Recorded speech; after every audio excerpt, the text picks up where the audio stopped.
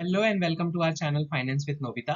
This video is part of NISM 5A Mutual Funds playlist. मैंने already chapter 1 to 12 के सारे videos upload कर दिए हैं एंड वो लोगों को बहुत पसंद आ रहा है एंड लोग एक अटेम्प्ट में अच्छे मार्क्स से पास भी हो रहे हैं. सो मैं आपको रिक्वेस्ट करूंगा कि अगर आपने वो वीडियोस नहीं देखा है तो पहले वो देख लीजिए सो दैट आपके म्यूचुअल फंड्स के रिलेटेड सारे कंसेप्ट क्लियर हो जाए एंड ये वीडियोस आपको बहुत मदद करेगा आपके एग्जाम को क्लियर करने में. आपको प्लेलिस्ट का link description box, I button and end of the video ये तीनों जगह मिल जाएगा. तो गाइज एक बार आपका है ना चैप्टर 1 से 12 तक जो भी वीडियोस हमने बनाया है एक्सप्लेन करते हुए वो आप कंप्लीट कर लेते हैं।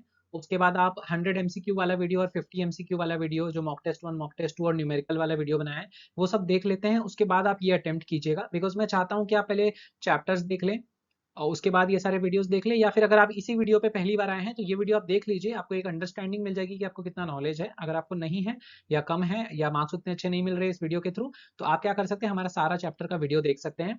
एंड मैं आपको बताना चाहता हूँ गाइस कि मुझे कमेंट्स आते हैं बहुत सारे कि आप एनआईएसएम ने अपना लेवल बढ़ा दिया है, तो इसी वजह से मैं अपना मॉक टेस्ट का भी लेवल अब बढ़ा रहा हूँ। राइट, जो एग्जाम में क्वेश्चंस पूछे जा रहे हैं वही मैं कलेक्ट करके अब आपको जो रिसेंट वीडियोस मेरे मॉक टेस्ट के आएंगे उसमें सेम टाइप के क्वेश्चंस पूछे जाएंगे, जो ट्रू और फॉल्स वाले स्टेटमेंट्स पूछे जाते हैं। तो ये वीडियोस आपको बहुत हेल्प करेंगे एनआईएसएम को क्लियर करने में। मैं आपको रिक्वेस्ट करूंगा कि अगर आपने चैनल को अभी तक सब्सक्राइब नहीं किया है तो प्लीज सब्सक्राइब कर लीजिएगा और लाइक करना मत भूलिएगा इस वीडियो को, एंड कमेंट्स में बताइए कि आपको नेक्स्ट वीडियो कौन सा चाहिए। Question number 1, which of these funds are suitable for investors who have a long term investment horizon and are looking for growth? Option A liquid funds, option B equity funds, option C income funds, option D long duration funds. तो इसमें question कहने की ये कोशिश कर रहा है कि इनमें से कौन सा ऐसा फंड्स है जो लॉन्ग टर्म इन्वेस्टमेंट होराइजन के बेसिस पे ग्रोथ के लिए बहुत ही अच्छा है। राइट, तो जो करेक्ट आंसर है वो है ऑप्शन बी इक्विटी फंड्स, क्योंकि इक्विटी फंड्स भले ही बहुत ही वोलेटाइल नेचर का होता है, कभी भी लॉस एंड प्रॉफिट हो सकता है बिकॉज उसका प्राइस फ्लक्चुएशन बहुत होता है, उनके उसके अंदर जो स्टॉक्स होते हैं वगैरह वगैरह के। Right, but on a long term horizon अगर आप देखो, जो भी लॉन्ग टर्म इन्वेस्ट करके रखते हैं इक्विटी में, वो है ना ग्रोथ पर्सपेक्टिव के लिए बहुत ही अच्छा असेट माना जाता है एंड अच्छे रिटर्न्स भी आते हैं, सबसे ज्यादा रिटर्न्स इसी में आते हैं। राइट, बाकी एसेट क्लासेस के कंपेयर्ड में। अब रही बात ऑप्शन ए लिक्विड फंड्स की, इनकम फंड्स ऑप्शन सी की, या option D long duration funds की, ये तीनों भी है ना डेट फंड्स में आते हैं। राइट, एंड डेट फंड्स है ना स्टेडी रिटर्न्स देने के लिए और कैपिटल की सिक्योरिटी के लिए ज्यादा जाना जाता है।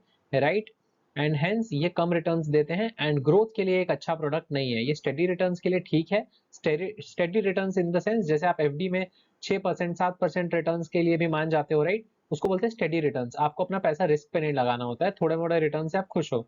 सो लॉन्ग डेट फंड्स में ऐसा ही होता है, स्टेडी रिटर्न्स के लिए सही है और इक्विटी फंड्स ग्रोथ के लिए बहुत सही है। आई होप ये आपको समझ में आया हो। Question number 2, an international fund is investing in US stocks. What would be the impact on it if US dollar depreciates against the Indian rupee? Option A, the NAV of the scheme in Indian rupees will appreciate. Option B, the NAV of the scheme in Indian rupees will depreciate. Option C, no impact on the fund as it's investing in stocks and not currency. Explanation question का ये है कि समझिए एक Indian investor है जो US stocks में invest कर रहा है। राइट, तो जब भी आप किसी भी इंटरनेशनल मार्केट के इक्विटी में इन्वेस्ट करते हो ना, तो आपको दो एक्सपोजर मिलता है। सबसे पहले इंटरनेशनल मार्केट का, राइट, और दूसरा आपको है ना करेंसी के ऊपर नीचे होने से भी है ना आपके पोर्टफोलियो के रिटर्न्स पे इम्पैक्ट पड़ता है। राइट, तो यहाँ पर वही पूछा गया है कि अगर यूएस का डॉलर डेप्रीशिएट होता है, मतलब वो वीक होता है as compare to Indian rupee, तो क्या फर्क पड़ेगा। तो सबसे पहले अगर यूएस डॉलर डेप्रीशिएट होगा इंडियन रूपी के अगेंस्ट, राइट, तो आपका भी जो है ना रिटर्न्स जो होगा ना, जो यूएस से आपको यूएस स्टॉक से मिल रहा है वो डेप्रीशिएट होगा, वो कम होगा।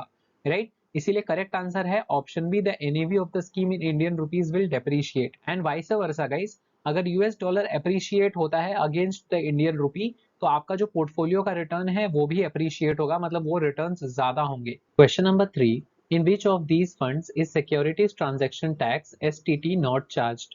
Option A equity index ETF, option B blue chip equity funds, option C fixed maturity plans, option D ELSS equity linked saving scheme. Right, तो पूछा जा रहा है कि इनमें से कौन से ऐसा फंड है जिसपे सिक्योरिटीज ट्रांजैक्शन टैक्स नहीं लगता है या चार्ज नहीं किया जाता है। तो जो करेक्ट आंसर है वो है option C fixed maturity plans. इसका मैं अब रीजन दे देता हूँ। जो सिक्योरिटीज ट्रांजैक्शन टैक्स है एसटीटी, वो है ना कभी भी गाइस डेट सिक्योरिटीज या डेट म्यूचुअल फंड्स पर नहीं लगता सबसे पहले। Right, and fixed maturity plans जो होते हैं वो डेट फंड्स में आते हैं, डेट फंड्स की कैटेगरी में आते हैं, एंड हेंस इस पर भी कोई एसटीटी नहीं लगेगा। एंड इक्विटी फंड्स पे एसटीटी लगता है, इसके वजह से बाकी तीन ऑप्शंस में इक्विटी आप देख ही पा रहे होंगे, तो वो आंसर नहीं हो सकता। Question number 4, which of these investors is allowed to do a nomination? Option A, only SIP investors. Option B, only equity mutual fund investors. Option C, only institutional investors. Option D, only individual investors. तो ऐसा पूछा जा रहा है question में guys कि इनमें से कौन सा इन्वेस्टर होता है जो नॉमिनेशन फाइल कर सकता है, मतलब नॉमिनी बना सकता है किसी को, राइट? तो जो करेक्ट आंसर है वो है only individual investors, which is option D. क्योंकि इंडिविजुअल इन्वेस्टर जो होता है, राइट, वो इक्विटी म्यूचुअल फंड्स में करे इन्वेस्ट, डेट म्यूचुअल फंड्स में इन्वेस्ट करे, right, in the form of SIP करे या in the form of lump sum करे, राइट, वो हर केसेस में है ना नॉमिनी बनाएगा ही बनाएगा। आपने भी अगर कभी कोई म्यूचुअल फंड में इन्वेस्ट किया तो आपने भी नॉमिनी बनाया होगा, राइट, एंड आप तो कंपलसरी कर दिया है नॉमिनी डालना, right.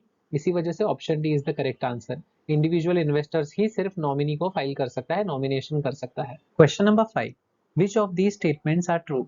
Option A, the asset management company is not accountable for the procedures for detecting incorrect valuation.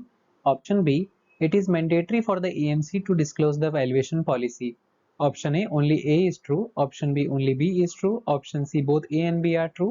Option D, both A and B are false. इस ऐसे टाइप के क्वेश्चंस हो गाइस, एक एक स्टेटमेंट पढ़ने के बाद समझने की कोशिश करने का, नहीं तो एग्जाम में प्रॉब्लम हो सकती है आपको समझने में, राइट? तो सबसे पहला बोल रहा है A, the asset management company is not accountable for the procedures for detecting incorrect valuation. Incorrect valuation मतलब जैसे कि कंपनी का काम है, म्यूचुअल फंड कंपनी का, कि वो एवरीडे बेसिस पे एनईवी डिक्लेयर करे, राइट? और एनईवी निकलता कैसा है, कैलकुलेशन करना पड़ता है उसके लिए मार्क टू मार्केट प्रोसेस के हिसाब से। सो वो ट्रू एंड फेयर वैल्यूएशन के हिसाब से होना चाहिए, राइट? ट्रू एंड फेयर तरीके से होना चाहिए। तो अगर म्यूचुअल फंड कंपनी अगर चेक ही नहीं करेगी कि वो प्रॉपरली किया जा रहा है कि नहीं, विच इज रॉन्ग, राइट? उनका काम है कि वो है ना सारी चीजों को ट्रू एंड फेयर तरीके से करे एंड उस पर ध्यान भी दे, राइट? सो इरिस्पेक्टिव अगर वो डिस्क्लोजर कर भी देते हैं कि उन्होंने वैल्यूएशन पॉलिसीज एंड प्रोसीजर सब कुछ सही से किया है, लेकिन स्टिल उनका काम है कि वो डिटेक्ट करे कि कोई इनकरेक्ट वैल्यूएशन के तरीके से कुछ प्रॉब्लम्स तो क्रिएट नहीं की जा रही है, राइट? तो ऑप्शन ए जो है यहाँ पर, जो ए वाला स्टेटमेंट है वो ऑटोमेटिकली फॉल्स हो जाता है, राइट? क्योंकि यहाँ पर वो अकाउंटेबल होते हैं म्यूचुअल फंड कंपनी। अब बी जो है, it is mandatory for the AMC to disclose their valuation policy, ये आएगा ट्रू। क्योंकि है ना ये वाला जो स्टेटमेंट है वो एकदम करेक्ट है कि है ना म्यूचुअल फंड कंपनी का काम होता है कि वो ना डिस्क्लोज करें वैल्यूएशन पॉलिसी एंड प्रोसीजर्स को, एंड वो जो वैल्यूएशन पॉलिसीज एंड प्रोसीजर्स हैं वो अप्रूव होना चाहिए by the board of the AMC. मतलब म्यूचुअल फंड कंपनी के जो बोर्ड मेंबर्स होते हैं उन सबसे मिलकर अप्रूव होना चाहिए, एंड देन इसको ना अवेलेबल कर देना चाहिए। स्टेटमेंट ऑफ एडिशनल इन्फॉर्मेशन जो होता है स्कीम रिलेटेड डॉक्यूमेंट में, मैंने जो आपको पढ़ाया था, एसएआई के अंदर इसको डिक्लेयर करना होगा, एंड फिर बाद में जाके उनको एएमसी वेबसाइट पे, उनके खुद के म्यूचुअल फंड कंपनी के वेबसाइट पे उनको है सबमिट भी करना होगा, शो भी करना पड़ेगा, ताकि वो ट्रांसपेरेंसी दिखाए सारे मतलब इन्वेस्टर्स के लिए भी। ठीक है, ये काम होता है म्यूचुअल फंड कंपनी मतलब एएमसी का। तो यहाँ पर जो करेक्ट आंसर होगा ऑब्वियसली होगा option B, only B is true. पहला वाला क्योंकि फॉल्स हो गया, क्योंकि वो अकाउंटेबल होते हैं लेकिन स्टेटमेंट में नॉट अकाउंटेबल लिखा है। Question number 6, the minimum investment in G6 मतलब होता है government securities as a percentage of total assets, मतलब होता है कि जितना भी उनके पास पैसा है उसमें से कितना परसेंटेज उनको गवर्नमेंट सिक्योरिटीज में इन्वेस्ट करना है in case of a guilt fund. ठीक है, अब सबसे पहले गिल्ट फंड क्या होता है? गिल्ट फंड होता है एक open ended debt mutual fund scheme जो सिर्फ गवर्नमेंट सिक्योरिटीज में सबसे ज्यादा इन्वेस्ट करते हैं, राइट, अक्रॉस मेच्योरिटी। अब क्वेश्चन के हिसाब से जितना भी पैसा उनके पास पड़ा है, जितने भी असेट्स उनके पास है, राइट, उसमें से कितना परसेंटेज मिनिमम इन्वेस्टमेंट उनको गवर्नमेंट सिक्योरिटीज में करना है। मतलब एक फंड मैनेजर है जो गिल्ड फंड बना रहा है, अब उस गिल्ड फंड में उसको गवर्नमेंट सिक्योरिटीज में ऑब्वियसली इन्वेस्ट करना पड़ेगा ताकि ये फंड गिल्ड फंड के नाम से जाना जाए, एंड कितना परसेंट मिनिमम इन्वेस्टमेंट होना चाहिए। चार ऑप्शन है, option A 90%, option B 95%, option C 75%, option D 80%, and जो करेक्ट आंसर जो है वो है ऑप्शन डी 80%। एक म्यूचुअल फंड मैनेजर को मिनिमम इन्वेस्टमेंट 80% का करना पड़ेगा टोटल असेट्स का, जो जैसे अभी 1 करोड़ रुपए है तो 1 करोड़ में से 80 लाख रुपए 80% उनको गवर्नमेंट सिक्योरिटीज में इन्वेस्ट करना पड़ेगा, तभी वो गिल्ड फंड कहलाएगा। Question number 7, as per SEBI mandate AMCs has to put in place a due diligence process to regulate distributors. Which of these mutual fund distributors would not be subjected to the due diligence process? A, multiple point of presence in more than 25 locations. B, commission received of over rupees 125 lakhs per annum across industry. C, commission received of over 75 lakhs from a single mutual fund. D, AUM raised of rupees 60 crore across industry in the non institutional category. तो ये question का मतलब ये है कि जैसे कि हमें पता है कि सेबी ने ना मैंडेटरी करके रखा है म्यूचुअल फंड कंपनीज मतलब एएमसीज को कि वो एक ड्यू डिलिजेंस प्रोसेस करें सारे म्यूचुअल फंड डिस्ट्रीब्यूटर्स को रेगुलेट करने के लिए, क्योंकि म्यूचुअल फंड डिस्ट्रीब्यूटर्स अगर एक 4 क्राइटेरिया है गाइस, वो चारों क्राइटेरिया मैं आपको अभी जस्ट बताऊंगा, बट वो चारों क्राइटेरिया में से अगर एक या उससे ज्यादा क्राइटेरिया कोई म्यूचुअल फंड डिस्ट्रीब्यूटर टिक कर देता है मतलब फुलफिल कर देता है, तो ऑटोमेटिकली म्यूचुअल फंड कंपनी को है ना वो सारा डेटा लेके एमफी के पास सबमिट करना पड़ता है, सेबी के पास डिस्क्लोज करना पड़ता है, राइट। तो इन चारों में से कौन सा ऐसा क्राइटेरिया है जो फुलफिल मतलब कर भी लेगा तो कोई प्रॉब्लम नहीं है, ड्यू डिलिजेंस प्रोसेस उसके लिए नहीं होगा। तो जो करेक्ट आंसर है वो है option D, AUM raised of rupees 60 crore across industry in the non institutional category.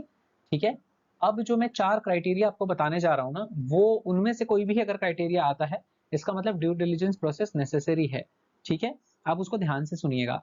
अगर एक म्यूचुअल फंड डिस्ट्रीब्यूटर का प्रेजेंस मल्टीपल लोकेशंस में है मतलब मोर देन 20 लोकेशंस में है, तो वो ड्यू डिलिजेंस प्रोसेस में आएंगे, राइट। 20 लोकेशंस का मतलब समझ लिया, अगर आप मुंबई में रहते हैं और आपका है ना प्रेजेंस जो है 20 अलग अलग स्टेट्स में हो चुका है, राइट, 20 अलग अलग लोकेशंस में हो चुका है, इसका मतलब आपका काफी अच्छा प्रेजेंस हो गया ना as a mutual fund distributor, आपने अच्छा खासा सेल किया होगा अलग अलग स्टेट्स में, राइट। तो ये चीज एएमसीज को बताना पड़ता है।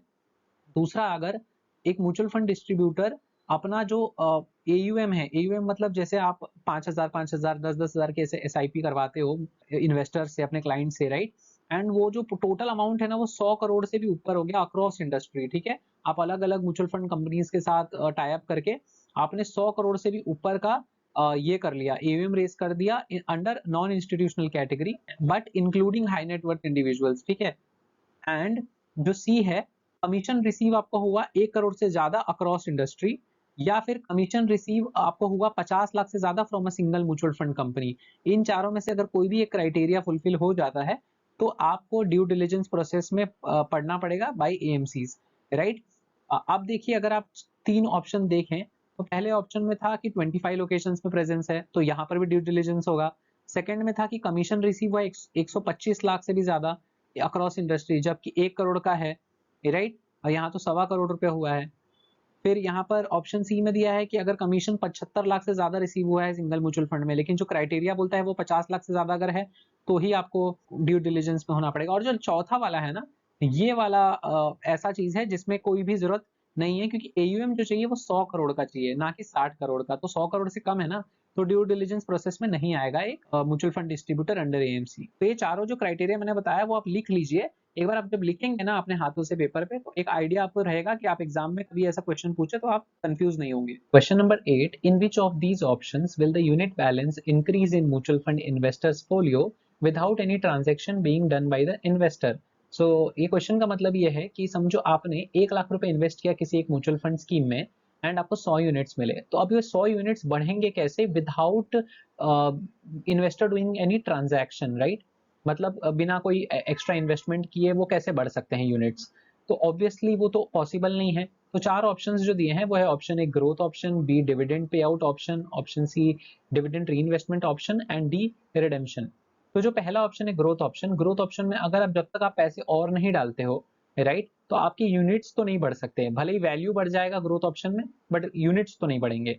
दूसरा जो है डिविडेंड पे आउट ऑप्शन, इसमें भी क्या होगा, अगर कंपनीज डिविडेंड दे रही है तो म्यूचुअल फंड कंपनी अगर आपको पे कर देती है, जैसे कि नाम है डिविडेंड पे आउट ऑप्शन, तो अगर वो आपको पे कर देती है तो ऑब्वियसली आपका यूनिट नहीं बढ़ेगा। और डी ऑप्शन में रिडेम्पशन हो रहा है, तो रिडेम्पशन में ऑब्वियसली आप सारे यूनिट्स म्यूचुअल फंड के जब बेचते हो तो आप उसमें से पैसा विड्रॉ करते हो, तो ऑब्वियसली यूनिट्स कम हो जाएगा या तो जीरो हो जाएगा, तो इसमें भी यूनिट्स बढ़ नहीं रहा। तो option C is the correct answer, dividend reinvestment option, क्योंकि यहाँ पर क्या करेगी म्यूचुअल फंड कंपनी आपको डिविडेंड आपके बैंक अकाउंट में नहीं करेगी पे, जैसे बी में होता है, सी में आपको पे नहीं करेगी, वो है ना उसी अमाउंट का और इन्वेस्टमेंट कर देगी, री इन्वेस्टमेंट कर देगी, राइट, एंड हेंस आपके जो म्यूचुअल फंड यूनिट 100 है वो अब समझ लीजिए 105 हो जाएगा, क्योंकि वो पैसे जो आपको बैंक अकाउंट में मिलने थे वो री इन्वेस्ट हो गए। Question number 9, how can an investor remit money in an Indian mutual fund from abroad. मतलब एक इन्वेस्टर है जो इंडिया के बाहर है, राइट, लेकिन उसको इंडियन म्यूचुअल फंड में इन्वेस्ट करना है, तो वो कैसे पैसे भेज सकता है उस म्यूचुअल फंड कंपनी को, राइट, सो दैट वो इन्वेस्ट कर पाए। तो 4 ऑप्शन है। ऑप्शन ए है through immediate payment service IMPS, option B through real time gross settlement RTGS, C through society for world wide interbank financial telecommunication which is SWIFT, and option D through national electronics fund transfer NEFT। Right, तो मैं आपको बता दूं guys, अगर आपको बाहर बैठे India के इंडियन म्यूचुअल फंड में इन्वेस्ट करना है तो पैसे आप एक ही माध्यम से भेज सकते हो, वो है option C which is SWIFT transfer. हम जैसे यूट्यूबर्स को है ना, जब US से पैसा आता है, यूट्यूब से पैसा आता है, तो स्विफ्ट के ही थ्रू आता है, क्योंकि हमसे ना हमारे बैंक का स्विफ्ट कोड मांगा जाता है, एंड वो स्विफ्ट कोड के जरिए ही हमें पैसे ट्रांसफर किए जाते हैं। राइट, और ये जो बाकी 3 ऑप्शन है ये करेक्ट क्यों नहीं है, क्योंकि जो IMPS है, RTGS है, ये NEFT है, ये ना विद इन इंडिया अगर आपको बैंक टू बैंक ट्रांसफर करना है तब ज्यादा काम आते हैं। राइट, अब्रॉड से ट्रांसफर होने के लिए नहीं काम आते हैं, उसके लिए स्विफ्ट ही काम आएगा। Question number 10, identify the true statements. A, time stamping is relevant only for financial transactions and not for non financial transactions. B, time stamping is relevant for both financial and non financial transactions. तो जो correct answer है वो पहले मैं बता दूं, तो correct answer है option A, only A is true. क्योंकि जो टाइम स्टैम्पिंग होता है ना, उसका मतलब होता है कि टाइम और डेट एग्जैक्टली कितने टाइम पे और कितने डेट पे वो पैसे आपके बैंक अकाउंट में आए हैं या इन्वेस्ट हुए हैं। राइट, जिससे डिसाइड होता है कि कौन से NAV पे आपको है ना वो म्यूचुअल फंड में इन्वेस्ट किया जाएगा और कितने यूनिट्स आपको मिलेंगे। राइट, तो टाइम स्टैम्पिंग फाइनेंशियल ट्रांजेक्शन के लिए तो कंपलसरी है और बहुत नेसेसरी है, बहुत इंपॉर्टेंट है। लेकिन नॉन फाइनेंशियल ट्रांजेक्शन कैसे होते हैं, जैसे कि चेंज ऑफ एड्रेस, इन्वेस्टर का एक्नॉलेजमेंट, राइट, नॉमिनी में चेंज करना, ये सारे नॉन फाइनेंशियल ट्रांजेक्शन होते हैं। इसी इसके लिए डेट और टाइमिंग का उतना मैंडेटरी नहीं होता है। राइट, लेकिन फाइनेंशियल ट्रांजेक्शन जब आप परचेज करते हो म्यूचुअल फंड यूनिट्स को या रिडेम्पशन करते हो, उस टाइम में टाइम स्टैंपिंग और डेट का बहुत महत्व होता है, और वो टाइम स्टैंपिंग के अंदर डेट और टाइम दोनों भी कैप्चर किया जाता है। इसी वजह से ऑप्शन ए तो ट्रू है, लेकिन ऑप्शन बी इज रॉन्ग, क्योंकि वो डिनाई कर रहा है ना द फैक्ट को। Question number 11, in case of exchange traded funds ETFs, the minimum investment in securities of a particular index which is being replicated tracked shall be dash% of total assets। अब यहाँ बोलने की ऐसे कोशिश की जाती है गाइस, जैसे कि कोई म्यूचुअल फंड होता है, इंडेक्स फंड या फिर एक्सचेंज ट्रेडेड फंड जो ETF से आजकल बहुत फेमस हो रहा है। राइट, अगर वो इंडेक्स में इन्वेस्ट कर रहे हैं किसी पर्टिकुलर, तो फॉर एग्जांपल यहाँ निफ्टी 50 को लेकर चलते हैं, जहां पर इंडिया की टॉप 50 कंपनीज है as per market cap. Right, तो समझिए कोई ETF है या कोई इंडेक्स फंड है, इंडेक्स म्यूचुअल फंड है, तो इसी निफ्टी 50 को ट्रैक करके एग्जैक्ट सेम कंपनीज को खरीद रही है, सेम प्रपोर्शन में, मतलब सेम परसेंटेज ऑफ प्रपोर्शन में। राइट, तो कितना परसेंटेज ऑफ टोटल एसेट्स इसमें इन्वेस्ट करना पड़ेगा एक म्यूचुअल फंड मैनेजर को। राइट, तो आप समझिए उसके पास 1 करोड़ रुपए है, तो उसका कितना परसेंट, तो जो करेक्ट आंसर है वो है ऑप्शन बी, 95%। मतलब उसको 1 करोड़ का, 1 करोड़ में से 95 लाख रुपीस उसको इन्वेस्ट करना पड़ेगा उस ETF को बनाने के लिए या इंडेक्स फंड को बनाने के लिए, एंड 5% वो होल्ड करके रख सकते हैं कैश में, या फिर वो कुछ और भी कर सकते हैं उससे, लेकिन 95% is mandatory. Question number 12, Mr. Sonu reads about the risk factors given in the offer document and invests in an equity mutual fund scheme. After a few days, the stock market crashes and NAV of the equity fund goes down. What can Mr. Sonu do in such a situation? Option A, he can appeal to SEBI and get a remedy. Option B, he is not likely to get any remedy from the AMC, मतलब mutual fund company. Option C, he can get a remedy from the AMC. Option D, he is likely to get a remedy from the trustees of the AMC. तो अगर समझो guys, एक mutual fund investor Sonu ji है, सोनू जी ने सारे risk factors देखे, offer document पढ़े, and फिर उन्होंने इक्विटी म्यूचुअल फंड स्कीम में इन्वेस्ट करने का डिसाइड किया। कुछ दिनों के बाद स्टॉक मार्केट क्रैश हो गया, तो ऑब्वियसली जो म्यूचुअल फंड स्कीम का NAV है वो भी नीचे जाएगा इक्विटी फंड का। राइट, अब सोनू जी को पैसे विड्रॉ करने हैं, वो फंस चुके हैं, तो अब उनको क्या मिलेगा, कोई सिचुएशन में हेल्प मिलेगी AMC से या सेबी से या ट्रस्टीज से जो AMC के होते हैं? Obviously not. तो option B is the correct answer here, he is not likely to get any remedy from the AMC। ऐसा क्यों? क्योंकि जो ऑफर डॉक्यूमेंट होता है उसमें क्लियरली मेंशन्ड होता है, mutual funds investments are subject to market risk, please read the offer documents carefully. ऐसा आपने देखा होगा। राइट, अब क्या होता है, एक जब फंड बनता है इक्विटी मार्केट के लिए, राइट, तो उसमें प्राइस फ्लक्चुएशन बहुत हो सकता है, एंड वो क्लियरली मेंशन भी होता है, लेकिन सोनू ने उसको पढ़ने के बाद भी जाके उसमें इन्वेस्ट किया था, जबकि उनको पता था कि ये पैसे की जरूरत उनको कुछ ही दिनों में पड़ सकती है। राइट, इसीलिए कहते हैं इक्विटी में जब आप इन्वेस्ट करो तो लॉन्ग टर्म के लिए इन्वेस्ट करो। 1 साल के अंदर, 2 साल के अंदर के लिए आप एक्सपेक्ट इन्वेस्ट कर रहे हो तो सही चीज नहीं होती है, सही डिसीजन नहीं होती है। तो इस केस में ना सेबी उनको हेल्प करेगा, ना एएमसी उनको हेल्प करेगा। उनको वेट करना पड़ेगा टिल द टाइम उनका मनी वापस से कवर हो, क्योंकि मार्केट अगर आज नीचे गिरा तो कल ऊपर भी आएगा। तो यहाँ पर कोई हेल्प नहीं मिलेगा, इसलिए ऑप्शन बी सही आंसर है। Question number 13, recency bias applies to dash events. Option A only positive, option B only negative, option C both positive and negative. अब रीसेंसी का मतलब क्या होता है, समझिए रिसेंट इवेंट्स आपके साथ जो होते हैं ना, वो आपकी डिसीजन मेकिंग पे बहुत इंपैक्ट करते हैं। अब कोई भी रिसेंट इवेंट आपके साथ हुआ होगा वो जरूर इम्पैक्ट करेगा। फॉर एग्जाम्पल समझिए आप किसी जगह से जा रहे थे एंड वहां पर है ना बहुत सारे झुंड थे डॉग्स के, तो आप वहां से एकदम ही कैजुअली जा रहे थे, आपको नहीं लगा कोई अटैक करेगा, अचानक से आपके ऊपर ना एक डॉग ने अटैक कर दिया, आप कैसे कैसे वहां से बच के निकल गए। समझिए नेक्स्ट टाइम है ना कुछ ही दिनों बाद आप दोबारा है ना किसी एक लेन से जा रहे थे, वो दूसरा लेन था, राइट, लेकिन आपने वहां पर है ना कुछ 4-5 झुंड में डॉग्स देखे, राइट। अब क्या होगा, आपका दिमाग क्या बोलेगा, नहीं मत जा, पिछली बार ऐसा अटैक हुआ था। वाइस वर्सा ऐसे पॉजिटिविटी भी हो सकती है। तो जब ना एक इन्वेस्टर मार्केट में इन्वेस्ट करता है, राइट, तो उसके साथ पॉजिटिव चीजें भी हो सकती है, नेगेटिव चीजें भी हो सकती है। उसने जब इन्वेस्ट किया तो उसको नेगेटिव रिजल्ट भी मिले होंगे उसके, एंड पॉजिटिव रिजल्ट भी मिले होंगे। तो इसको बोलते हैं रीसेंट इवेंट के बेसिस पे आप अपना एक डिसीजन बना लेते हो कि ये हो सकता है। तो किसी के साथ अगर अच्छा हुआ होगा तो उसी बेसिस पे ओवर कॉन्फिडेंस में इन्वेस्ट कर देंगे, और मे बी दिस टाइम वो नेगेटिव हो जाए उनके लिए। एंड अगर किसी के साथ नेगेटिव हुआ होगा और वो नेगेटिव सोच के बच रहे हैं, तो हो सकता है कि उनका डिसीजन वो सही नहीं है एंड उनको पॉजिटिविटी इस बार मिल सकती थी। तो रीसेंसी बायस जो होता है ना, वो यही होता है कि आपके साथ रिसेंट इवेंट्स जो हुए हैं वो आपकी डिसीजन मेकिंग के ऊपर बहुत बड़ा इम्पैक्ट छोड़ते हैं। तो हमेशा आपके रिसेंट इवेंट के बेसिस पे हमेशा आपको ये नहीं सोचना कि हाँ आप उससे सीखिए जरूर, आप देखिए कि आपकी गलती कहाँ हुई थी, एंड उसके बेसिस पे अगर आप इन्वेस्ट करेंगे तो ज्यादा बेटर होगा। क्योंकि क्या होता है, एक बेयर मार्केट में ना लोग क्या करते हैं कि अपने ना पैसों को बचाने के लिए सोचते हैं, तो वो स्टॉक मार्केट से दूर भागते हैं।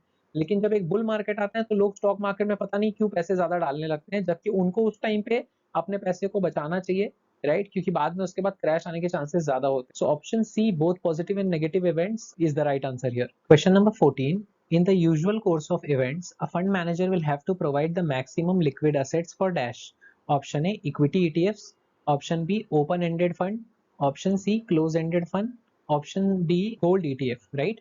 तो ये क्वेश्चन ये पूछने की कोशिश कर रहा है कि एक फंड मैनेजर जो होता है वो क्या करेगा कोशिश कि उसका जो लिक्विड असेट्स है, जो मैक्सिमम लिक्विड असेट्स है, वो किस चीज के लिए वो ज्यादा प्रोवाइड करने की कोशिश करेगा। तो obviously guys option B will be the correct answer यार, ओपन एंडेड फंड। क्योंकि ओपन एंडेड फंड एक ऐसा फंड होता है, म्यूचुअल फंड होता है, जिसमें लोग कभी भी इन्वेस्ट कर सकते हैं और कभी भी उनका मन करे तो वो उसमें से विड्रॉ कर सकते हैं अपना अमाउंट, राइट, सेल करके अपने यूनिट्स को। तो वहां पर लिक्विडिटी ज्यादा देने की जरूरत पड़ेगी एक म्यूचुअल फंड मैनेजर को। रही बात आप बोलोगे क्लोज एंडेड फंड और इक्विटी ईटीएफ के लिए, तो देखिए क्लोज एंडेड फंड में एक बार आप इन्वेस्ट कर देते हो तो मैच्योरिटी तक उसमें से विड्रॉ नहीं कर सकते हो, और क्लोज एंडेड फंड में कोई अचानक से आ और जा नहीं सकता है, राइट, एनएफओ के बाद से, राइट। तो क्लोज एंडेड फंड को आप सिर्फ स्टॉक एक्सचेंज पे बेच सकते हो, इक्विटी ईटीएफ्स को आप सिर्फ स्टॉक एक्सचेंज पे बेच सकते हो, गोल्ड ईटीएफ्स को आप स्टॉक एक्सचेंज पे बेचोगे, राइट। तो इसमें फंड मैनेजर उस कंपनी के म्यूचुअल फंड कंपनी के फंड मैनेजर का कोई रोल नहीं होता है। वहां पर जब आप स्टॉक एक्सचेंज सेकेंडरी मार्केट में आप उसको बेचने की कोशिश करोगे, तो अगर कोई बायर रहेगा तो ऑटोमेटिकली वो सेल हो जाएगा, और बायर नहीं रहेगा तो नहीं सेल होगा। वो फंड मैनेजर की कोई जिम्मेदारी नहीं होती है। इसीलिए ऐसा कहते हैं कि आप बहुत सोच समझ के म्यूचुअल फंड में इन्वेस्ट किया कीजिए अगर आप क्लोज एंडेड फंड में इन्वेस्ट कर रहे हैं तो, राइट। अगर आप ओपन एंडेड फंड में इन्वेस्ट कर रहे हैं तो it is a good decision, क्योंकि आप कभी भी उसमें से निकलना चाहे तो निकल सकते हैं। Question number 15, dash can be used in लिeu of income distribution come capital withdrawal पेआउट्स। आप इन ये देखो आईडीसीडब्ल्यू जो है ना, इसके बारे में मैं आपको एक्सप्लेन करूंगा, लेकिन है ना सबसे पहले मैं बता दूं ये क्वेश्चन पूछने की सिंपल भाषा में ये कोशिश कर रहा है कि आपको है ना एक पर्टिकुलर सम ऑफ अमाउंट हर महीने एक पर्टिकुलर डेट पे अगर आपको चाहिए, तो आपको इनमें से कौन सा ऑप्शन देता है, राइट। तो सिस्टमैटिक इन्वेस्टमेंट प्लान देता है SIP, B systematic transfer plan देता है, option C systematic withdrawal plan देता है, या D all of the above. तो जो करेक्ट आंसर है obviously option C systematic withdrawal plan, जिसमें आप क्या करते हो एक फिक्स्ड अमाउंट एक फिक्स डेट पे सेट कर देते हो एंड हर महीने वो अमाउंट आपको विड्रॉ करके मिल जाता है आपके बैंक अकाउंट में। अब एसटीपी और एसआईपी क्या होता है, एसआईपी मतलब आपके बैंक अकाउंट से पैसे कट रहे हैं और इन्वेस्ट हो रहे हैं। एसटीपी में क्या होता है, आपका एक ऑलरेडी म्यूचुअल फंड चल रहा है, उसमें से आप किसी और म्यूचुअल फंड में ट्रांसफर करना चाहते हो अपना पैसा, तो आप एसटीपी लगा देते हो। तो इस अकाउंट से इस म्यूचुअल फंड से इतना अमाउंट का इस डेट को अमाउंट ट्रांसफर हो जाएगा अदर म्यूचुअल फंड में। ये जनरली लोग कैसे करते हैं मालूम है कि समझ लीजिए आपके पास ना बहुत सारा फंड है अभी अवेलेबल, आप उसको लिक्विड फंड में डाल देते हो और फिर लिक्विड फंड से आप धीरे धीरे उसको इक्विटी में ट्रांसफर करना चाहते हो, क्योंकि आप लमसम अमाउंट इन्वेस्ट नहीं करना चाहते हो, तो आप ऐसा प्रोसीजर यूज करते हो। ये बहुत अच्छा प्रोसीजर होता है। एंड मैंने आपको कहा कि बैंक अकाउंट में चाहिए एक इन्वेस्टर को अपने, तो SWP होता है। Question number 16, dash will help the investors understand the suitability of a mutual fund scheme to them. Option A standard deviation slash beta, option B tracking error, option C alpha of the scheme, option D product label. तो guys investors अब किस में invest कर रहे हैं, कौन से mutual fund scheme में इन्वेस्ट कर रहे हैं और उनके लिए कौन सा सूटेबल है, वो उनको कैसे समझ में आएगा इन चारों में से। तो जो करेक्ट आंसर है वो है प्रोडक्ट लेबल, ऑप्शन डी। अब मैं समझा देता हूँ क्यों ये आंसर है। सेबी ने ना इंट्रोड्यूस किया था एक टर्म जिसका नाम है लेबलिंग ऑफ म्यूचुअल फंड्स, जिसमें है ना जिसके थ्रू है ना पता चल सकता है इन्वेस्टर्स को कि वो कहाँ इन्वेस्ट कर रहे हैं, कितना रिस्क ले रहे हैं, राइट। एंड लेबलिंग के अंदर क्या होता है, एक म्यूचुअल फंड कंपनी को बताना पड़ता है कि उस स्कीम का ऑब्जेक्टिव क्या है, नेचर क्या है, लेवल ऑफ रिस्क क्या है, ठीक है, बाई कलर बॉक्सेस। मतलब जैसे बहुत हाई रिस्क है तो रेड कलर में दिखाया जाएगा, लो रिस्क है तो ग्रीन कलर में दिखाया जाएगा, समझे, मीडियम रिस्क है तो ऑरेंज या येलो कलर में दिखाया जाएगा। तो चलो एक एग्जांपल के थ्रू मैं ऐसा समझा रहा था आपको। अब इससे क्या होगा, इन्वेस्टर्स को समझ में आ जाएगा कि वो किस लेवल का रिस्क ले रहे हैं, ये इन्वेस्टमेंट ऑब्जेक्टिव लॉन्ग टर्म का है या शॉर्ट टर्म का है, क्या एक्सपेक्ट आप उससे कर सकते हो, राइट। उसके बेसिस पे क्या होगा, आपको कोई मिस सेलिंग नहीं कर पाएगा, कोई भी म्यूचुअल फंड डिस्ट्रीब्यूटर हो या कोई कंपनी हो आपको जबरदस्ती वो चीजें बेच नहीं पाएगा अपने फायदे के लिए। बिकॉज एज एन इन्वेस्टर आप वो प्रोडक्ट लेवल देके समझ जाओगे कि आपको इतना रिस्क नहीं लेना है, आपको इससे कम रिस्क वाले प्रोडक्ट में जाना है, कोई कम रिस्क वाले म्यूचुअल फंड स्कीम में जाना है, राइट। एंड हेंस आप बेटर डिसीजंस ले पाओगे। Question number 17, in the mutual fund industry every AMC gives an ARN code number two mutual fund distributor which is to be renewed every 3 years. True or false? Option A, true. This is as per SEBI rules. B, false. AMFI issues the ARN code number. तो सबसे पहले यहाँ question में बोल रहा है कि AMC issue कर रही है। सबसे पहले वो तो इन्फॉर्मेशन ही गलत है। AMC मतलब होता है mutual fund company. Mutual fund company कभी भी किसी भी म्यूचुअल फंड डिस्ट्रीब्यूटर को ARN कोड नहीं देता है। ARN का फुल फॉर्म है AMFI रजिस्ट्रेशन नंबर। AMFI का फुल फॉर्म है association of mutual funds of India, right. तो एम्फी इशू करती है ARN कोड, तो हमारा option B false, AMFI issues ARN code number is the right answer here. क्योंकि AMFI issue करेगी सबसे पहले ARN कोड, एंड वो भी तब इशू करेगी कि अगर आपने NISM 5A mutual fund distributor exam, जिसका प्लेलिस्ट डिस्क्रिप्शन में आपको मिल जाएगा, अगर आप उस सर्टिफिकेशन को क्लियर कर लेते हो एंड उसके बाद आप नो योर डिस्ट्रीब्यूटर रिक्वायरमेंट्स आप जब वो फुलफिल करते हो बाई गिविंग योर डॉक्यूमेंट्स, ठीक है, और एमफी के पास रजिस्टर करते हो, तब कुछ दिनों के बाद ये सारे वेरिफिकेशन के बाद आपको ARN कोड दिया जाता है बाय एमफी। तब जाके आप वो ARN कोड लेके आप अलग अलग म्यूचुअल फंड कंपनी जो AMC होते हैं उनके साथ अब रजिस्ट्रेशन करते हो, एम्पैनलमेंट करते हो। अब तब जाके आप उनका जब म्यूचुअल फंड प्रोडक्ट्स बेचते हो, स्कीम्स बेचते हो क्लाइंट्स को, तब आप कमीशन कमाते हो। तो ये प्रोसीजर होता है। Question number 18, management of investments by mutual funds is governed by dash. Option A, Association of Mutual Funds in India, AMFI. Option B, Securities and Exchange Board of India, SEBI. Option C, Reserve Bank of India, RBI. Option D, both RBI and SEBI. And the correct answer is option D, both RBI and SEBI. अब आप सोचोगे RBI कहाँ से आ गया, SEBI का तो समझ में आता है, तो मैं इसको एक्सप्लेन करता हूँ। सबसे पहले ना RBI इसमें कैसे आया, उसका रीजन है कि RBI है ना मनी मार्केट को रेगुलेट करता है, फॉरेन एक्सचेंज मार्केट को रेगुलेट करता है अपनी कंट्री में, राइट, इंडिया में। इसी के अलावा म्यूचुअल फंड्स जो है ना आरबीआई रेगुलेशन को फॉलो करती है इन्वेस्टमेंट करने के लिए मनी मार्केट इंस्ट्रूमेंट्स में, या फिर इन्वेस्टमेंट करने के लिए आउटसाइड द कंट्री है, इन सबको रेगुलेट करती है आरबीआई ओनली, क्योंकि उनको आरबीआई के रेगुलेशंस को फॉलो करना पड़ता है। अब मनी मार्केट इंस्ट्रूमेंट्स मतलब हो गया जैसे गवर्नमेंट बॉन्ड्स, ये सब, राइट। तभी ना डेट फंड्स बनता है, म्यूचुअल फंड्स में जो डेट फंड्स बनता है, डेट म्यूचुअल फंड्स, वो तभी तो बन पाता है, राइट। तो उसके लिए आरबीआई के रेगुलेशंस फॉलो होते हैं। अब रही बात सिक्योरिटीज मार्केट का, जहां पर इक्विटी स्टॉक्स वगैरह सब आते हैं, तो सेबी जो है ना under mutual funds regulation act 1996 उन्होंने है ना सारी चीजें बताई हुई है, क्या क्या रूल्स एंड रेगुलेशंस फॉलो करना है, कैसे ऑपरेशंस किया जाएगा। ऑपरेशंस इन द सेंस एक म्यूचुअल फंड कंपनी क्या क्या ऑपरेशंस फुलफिल करेगी एक म्यूचुअल फंड ट्रस्ट को संभालने के लिए, और वो ट्रस्ट चलाएगा कौन, एक ट्रस्ट डीड के तहत वो ट्रस्टी चलाएगा। और वो जो ट्रस्ट डीड है ना उसके जो भी क्लॉजेज है, वेरियस क्लॉजेज है, वो सेबी ने ले डाउन किए हुए हैं कि ये सारे क्लॉजेज फॉलो करने पड़ेंगे। तो देखिए आप सेबी के भी कुछ रेगुलेशंस रूल्स हैं म्यूचुअल फंड के लिए, और आरबीआई के भी कुछ रूल्स एंड रेगुलेशंस है जो फॉलो करते पड़ते हैं म्यूचुअल फंड कंपनी को, तब वो जाके एक म्यूचुअल फंड कंपनी सेटअप कर पाते हैं एंड स्कीम्स को चला पाते हैं, राइट। अब रही बात एम्फी की, एम्फी है ना कोई रेगुलेटरी बॉडी नहीं है गाइस, तो वो है ना रेगुलेशन नहीं कर सकती है, वो सिर्फ प्रमोशन करती है म्यूचुअल फंड्स का, एजुकेशन वाला फैसिलिटी एनआईएसएम के थ्रू बातचीत करके चलाती है, प्रमोट करती है, एडवर्टीजमेंट करती है, राइट। एम्फी का काम ये है, एम्फी का काम मेन होता है कि वो प्रोफेशनल और एथिकल स्टैंडर्ड सारे फॉलो हो रहे हैं कि नहीं, म्यूचुअल फंड इंडस्ट्री में सारे ऑपरेशंस प्रॉपर्ली हो रहे हैं कि नहीं, उसको चेक करना, ना कि रेगुलेट करना। Question number 19, identify the true statements with respect to statement of additional information document SAI. Scheme related document है गाइस एसएआई, ठीक है। उसके लिए दो स्टेटमेंट दिया है। पहला स्टेटमेंट है A, regular update has to be done by the end of 3 months of every financial year. B, material changes have to be updated on an ongoing basis and uploaded on the websites of the mutual fund and AMFI। तो चार options में से हमें select करना है कौन से true हैं। तो मैं आपको बताना चाहूंगा कि ये दोनों स्टेटमेंट पढ़ने के बाद मुझे जो समझ में आया कि both A and B both statements are true, इसीलिए ऑप्शन सी आपका करेक्ट आंसर यहाँ होगा। क्योंकि ये स्टेटमेंट में लिखा है कि एवरी फाइनेंशियल ईयर कंप्लीट होने के बाद, जैसे अभी एक फाइनेंशियल ईयर होता है अप्रैल से लेके मार्च तक, राइट, अप्रैल से मार्च तक फाइनेंशियल ईयर खत्म होने के बाद with in the next 3 months के अंदर अपडेशन हो जाना चाहिए स्टेटमेंट ऑफ एडिशनल इन्फॉर्मेशन का, मतलब वंस इन अ ईयर हो गया, राइट। और दूसरा, अगर कोई ऑन गोइंग बेसिस पे अगर कोई अपडेशन की रिक्वायरमेंट है तो है ना, उसका भी अपडेशन एसएआई पे रेगुलर बेसिस पे होते रहना चाहिए, जिसका अपडेशन होने के बाद वो डॉक्यूमेंट है ना म्यूचुअल फंड के वेबसाइट पे अपलोड होना चाहिए और एमपी को भी दे दिया जाना चाहिए, एमपी की वेबसाइट पे भी अपलोड होना चाहिए। तो ये रेगुलेटरी रिक्वायरमेंट्स होती है, प्रोविजंस होती है, जिसको फॉलो करना कंपलसरी है, ठीक है, स्कीम रिलेटेड डॉक्यूमेंट्स के लिए। Question number 20, unit holders have the right to inspect key documents like dash with respect to their mutual fund investments. Unit holders का मतलब होता है गाइस इन्वेस्टर्स, हम जैसे इन्वेस्टर्स, राइट। उनके पास क्या क्या राइट है इंस्पेक्ट करने का, कौन से डॉक्यूमेंट्स देखने का उनके पास राइट है अगर वो म्यूचुअल फंड इन्वेस्टमेंट्स कर रहे हैं तो, राइट। तो चार ऑप्शन है। ऑप्शन ए है memorandum and articles of association, option B RTA agreement, option C custodial services agreement, option D all of the above.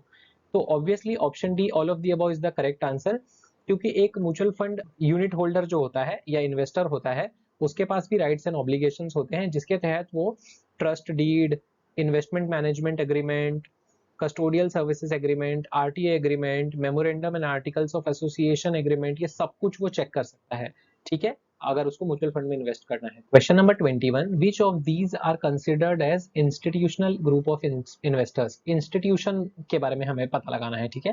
तो ऑप्शन ए है high net worth individuals, option B Hindu undivided families, option C companies, option D non resident Indians NRIs. So obviously guys option A, option B और option D नहीं हो सकता, क्योंकि HNI, HUF और NRI ये तीनों भी इंडिविजुअल इन्वेस्टर्स होते हैं। कंपनीज जो होते हैं ना गाइज वो होते हैं इंस्टीट्यूशनल इन्वेस्टर्स, इसीलिए option C is the correct answer here. Question number 22, sale of units of equity oriented mutual fund that is delivery based will attract securities transaction tax at dash percent. तो सबसे पहले मैं बता दूं, STT जो securities transaction tax होता है वो म्यूचुअल फंड्स में ना सिर्फ इक्विटी ओरिएंटेड फंड्स पे लगता है, मतलब इक्विटी म्यूचुअल फंड्स पे और बैलेंस्ड फंड्स पे, अपार्ट फ्रॉम दैट किसी और पे नहीं लगता है, और वो भी सिर्फ सेल पे लगता है, अगर आप अपने म्यूचुअल फंड यूनिट्स को बेचते हो तब लगता है, वो भी इक्विटी और बैलेंस्ड, याद रखिएगा, मैं बार बार इसलिए रिपीट कर रहा हूँ, डेट म्यूचुअल फंड्स पे नहीं लगेगा, सिर्फ इक्विटी एंड बैलेंस्ड फंड्स। अब वो कितना लगता है, तो option D is the correct answer, 0.001%, ठीक है। अब आप कंफ्यूजन में ना आ जाइएगा कि जुलाई 2023 के बाद एसटीटी बढ़ गया है। सो गाइज वो सब पे नहीं बढ़ा है, वो एसटीटी जो है वो बढ़ा है सिर्फ फ्यूचर्स एंड ऑप्शंस पे, जो म्यूचुअल फंड के साथ कोई उसका रिलेशन नहीं है, सो उस पे बढ़ा है, ना कि म्यूचुअल फंड वाले पे बढ़ा है।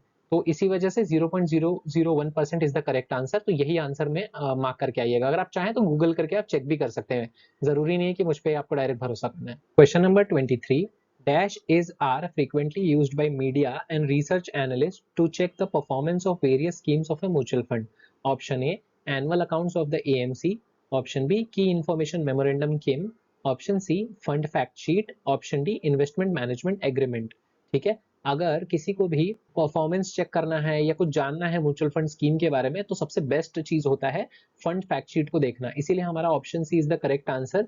क्योंकि सिर्फ ये मीडिया और रिसर्च एनालिस्ट ही नहीं यूज करते हैं अपने रिसर्च के लिए, मैं आपको बताना चाहूंगा कि investors, mutual fund distributors, fund rating agencies, फिर रिसर्च एनालिस्ट और मीडिया तो मैंने बताया ही था, ये सारे लोग हैं ना, म्यूचुअल फंड के बारे में अगर उनको जानना होता है कि वो कैसा परफॉर्म कर रहा है या कोई अदर इन्फॉर्मेशन भी चाहिए होता है, तो फंड फैक्ट शीट है ना बहुत ही सही चीज है पढ़ना, आपको भी पढ़ना चाहिए, ये आपको अवेलेबल हो जाएगा हर एक म्यूचुअल फंड स्कीम के लिए, हर एक म्यूचुअल फंड की वेबसाइट पे, तो आप पढ़ सकते हैं। Question number 24, dash investment style means buying stocks which are priced lower in the markets than the assessment based on fundamental analysis. Option A growth, option B blend, option C value, option D cyclical. तो question ये बोलने की कोशिश कर रहा है कि इसमें से कौन सा ऐसा इन्वेस्टमेंट स्टाइल है जिसमें जो स्टॉक्स है ना उसको खरीदा जाता है एकदम कम प्राइस पे, मार्केट के एक्सपेक्टेशन जो होती है ना या असेसमेंट जो होती है फंडामेंटल एनालिसिस के बेसिस पे वो ज्यादा होती है। तो चलो एक एग्जांपल के थ्रू समझाता हूँ। समझ लीजिए आईटीसी करके एक मार्केट में स्टॉक है, समझिए, एंड उसका ना इंट्रिंसिक वैल्यू समझ लीजिए 700 रुपए है अभी मार्केट के हिसाब से।